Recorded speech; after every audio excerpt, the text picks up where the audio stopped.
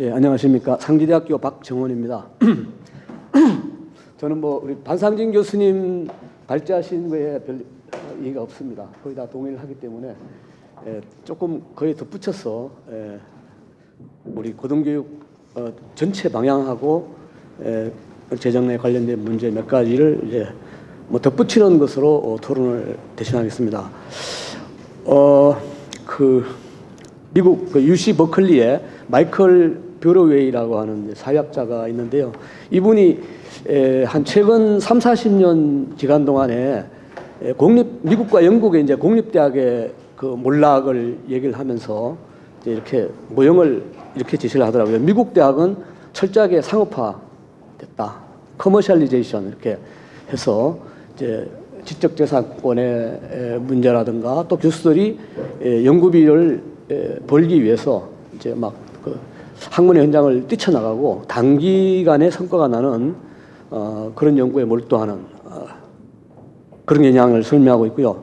영국은 이제 레귤레이션, 규제입니다. 철저한 소비에트식 규제라고 표현을 하고 있습니다. 공장에서 올해 생산 목표가 얼마인데 얼마를 만들어냈느냐 하는 식으로 이제 평가를 통해서 대학을 이제 규제하는 두 가지 방식으로 이제 영미의 대학들이 공립대학들이 파괴됐다고 하는 그런 글을 제가 얼마 전에 봤는데요. 우리나라는 이 두 가지가 다 합쳐진 모델이 아닌가 이렇게 생각을 합니다. 그러니까 5.31 개혁안이 발표된 이후로 우리나라의 고등교육은 신자유주의 교육 정책의 틀에서 정권은 바뀌었어도 그 틀을 벗어나지 못하고 계속 승계가 됐습니다. 그래서 승자 독식의 교육재정 배분으로 인해서 대학의 서열화가 더 강화되고 극심한 지위제 경쟁을 지금 야기하고 있는 상황입니다. 그리고 대학 구조개혁 정책과 재정지원 정책은 대학을 특색이 없는 똑같은 기구로 만들어버리고 고등교육기관을 자본을 위해 봉사하는 취업기관으로 만들었습니다. 그리고 보수정권과 비리사학재단의 유착 현상으로 인해서 이제 물론 그 사학분쟁조정위원회라고 하는 기구를 거칩니다만은 비리사학들이 다 복귀를 하게 되어서 고등교육 부문이 영리 추구 부문이 됐다 이렇게 얘기할 수 있습니다. 그리고 이제 구조개혁 평가를 시행하는 과정에서 이 퇴직 관료들이 사학재단에 진출을 해가지고요. 대학의 교육부 종속이 심화가 됐고 또 재단의 구성원 지배력 강화로 인해서 학생들의 학습권과 교수들의 교권, 직원들의 노동권이 추락이 됐고 그래서 해직 교수 직원 또 부당 징계된 학생들이 대거 양산된 그런 상황에 이르렀습니다. 그래서 교육이 계층이동을 보장하는 사다리가 아니라 오히려 이를 이제 계층이동을 가로막는 장애물, 예전에 해자 같은 그러니까 교육의 반교육화가 진행이 되고 있다.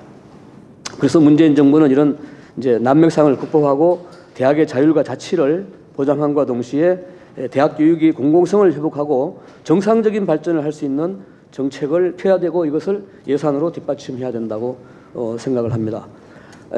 앞에서 우리 반 교수님이 너무 상세하게 말씀하셨기 때문에요. 어쨌든 이제 고등교육 재정이 훨씬 늘어나야 된다.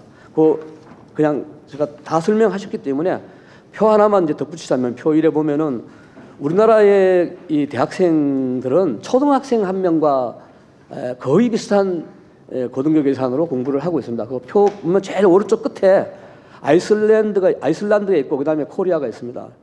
그러니까 이 초등학생 1인당 그 교육비를 100이라고 했을 때 우리나라는 거기 보면 대학생은 120 거의 똑같은 예산으로 공부를 하고 있는 이런 한심한 지경이 있습니다. 그래서 늘어나야 된다고 하는 거고요. 이게 이제 액수를 안 밝혀도 되겠죠. 그냥 이 그래프가 보여주고 있다 현실을 우리나라의 고등교육이 어떤 상황이 있는가. 그다음에 이제 고등교육 재정 지원 방식의 문제점을 보면은 이제 액수는 아까 말씀드린 대로 2016년 교육부 고등교육 예산이 9조 2,673억 원인데 장학금이 약 4조 원 가량 되고 국립대 운영비 보조금 등을 제외하면은 주로 일반 대학들에 지원한 대학 재정 지원 사업액이 약 1조 5천억 원이 되는데요.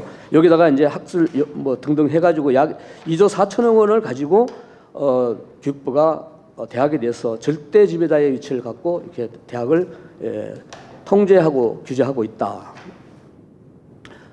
특히 교육부는 이제 대학 재정 지원에서 포뮬러 방식을 적용하면서 전국의 모든 대학을 이 공식에 맞추어서 교육하는 기관으로 이제 만들고 있습니다. 그래서 뭐 거의 전국의 모든 대학이 그냥 취업기관화 되고 말았습니다. 또한 이제 정유라 사태에서 보듯이 교육부 관리들과 사학재단 간의 유착이 자리를 잡았습니다. 그래서 일부 대학들은 아예 교육부 전직 관리를 총장이나 뭐 기타 주요 보직으로 임명을 해서 재정 지원 사업을 타기 위해서 노력을 하고 있고 이로 인한 교육부의 대학 지배가 더 공고해졌습니다. 뒤에 4쪽에 이렇게 표에 나와 있습니다. 언론 기사도 나와 있고요. 그와 관련된. 그래서 사학의 공공성을 강화하기 위한 방안으로서 공영형 사립대 건설이 이제 필요합니다. 여기 뭐 다른 건 자세한 건 중복되니까 설명을 하지 않겠습니다. 다만 이제 보면은 우리나라의 이 국립대 학생들은 공립대 학생들은 이제 공립대라고 하는 게 우리나라는 국립대학이죠. 다른 선진국들의 공립대 학생들이 받는 그 지원에 비해서 크게 부족할 정도로 지원을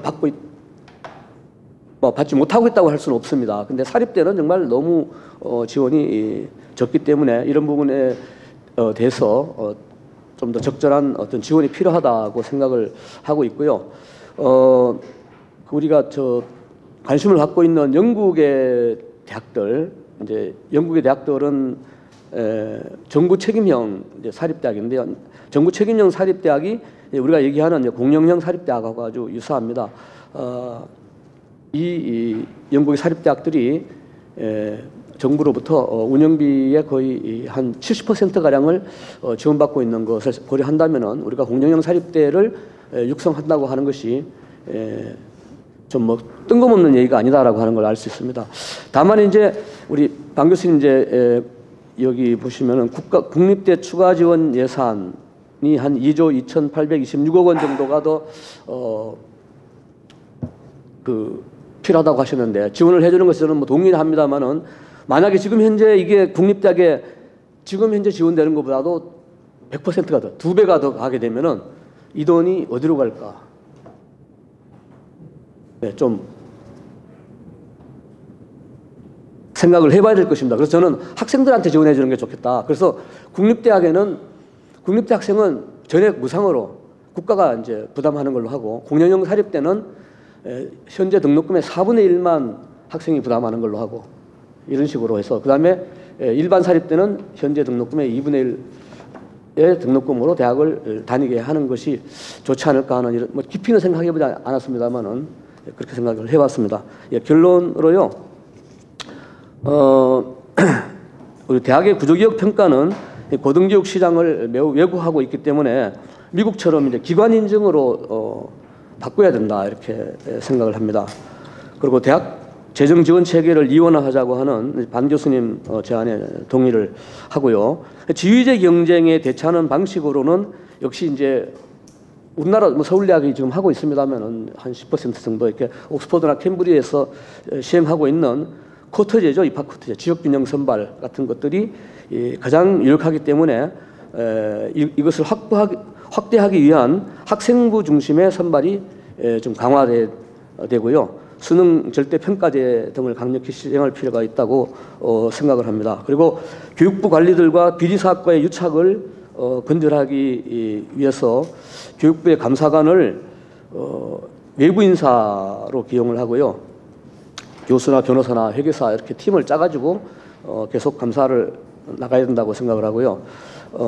네, 그렇습니다. 그렇게 해서 비리를 완전히 근절해야 되는데 지금 현재 교육부의 감사관실 직원들이 대개 다 교육부 직원들이기 때문에 사학을 감사할 때도 뭐 회계장부가 맞나 틀리냐 이렇게만 하고 결국 교육부와 사학 간의 유착관계는 전혀 감사를 하지 않고 있거든요. 이것이 이제 누적돼 온 결과가 이제 어떤 비리사학의 복귀로 나타난다고 저는 이렇게 보고 있습니다.